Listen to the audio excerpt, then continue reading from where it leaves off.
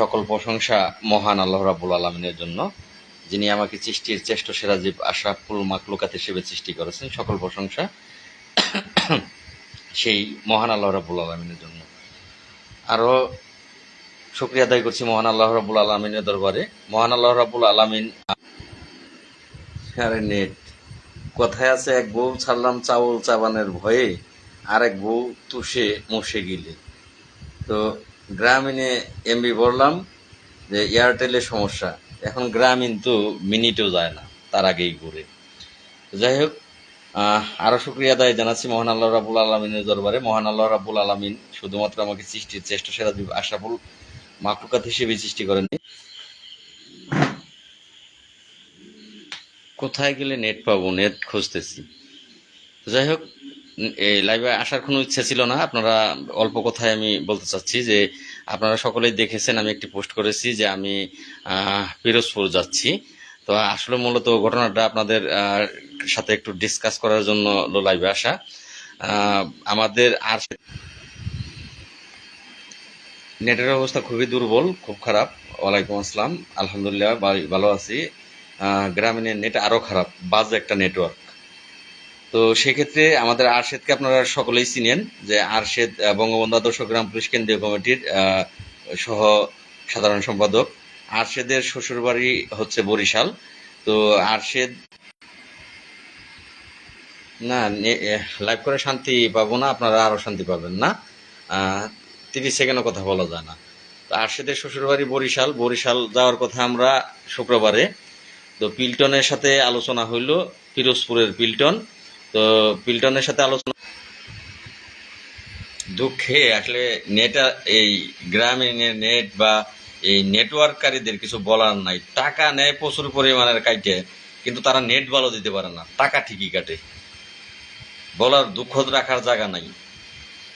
তো সেই পিল্টনের সাথে আলোচনা হলো যে আমরা বরিশাল আসতেছি। পিল্টন অনুরোধ করলো যে ভাই বরিশাল যেহেতু আসবেন শুক্রবারে, তাহলে বৃহস্পতিবারে আসেন। বৃহস্পতিবারে থানা হাজিরা, বৃহস্পতিবারে যদি আসেন তাহলে আমার থানায় গ্রাম পুলিশের সাথে কথা হইলো, দেখা হইলো, আর আপনি তারপরে এখান থেকে বরিশাল চলে যেতে পারবেন। তো এই ব্যাপারে একটি পোস্ট দিয়েছি যে পিরোজপুরের গ্রাম পুলিশের, এই থানার গ্রাম পুলিশের সাথে বৃহস্পতিবার দেখা হতে পারে। এই পোস্টটা দেওয়ার পরপরই পিল্টনকে ভবেনবাবু ফোন দিয়েছে, এই কেন্দ্রীয় কমিটির সকলেই পিল্টনকে ফোন দিয়ে থের দিয়েছে যে লাল মিয়া কেন ওই। এখন আপনারাই বলেন, এই আমি কোনো থানায় গেলে ভবেনবাবু, কেন্দ্রীয় কমিটির লোকজন, তাদের এত সমস্যা কোথায়? তারা পিল্টনকে থের দিয়েছে যে লাল মিয়া কেন সেখানে যাবে। গ্রাম পুলিশকে নিয়ে কোনো কথা বলেন না যে।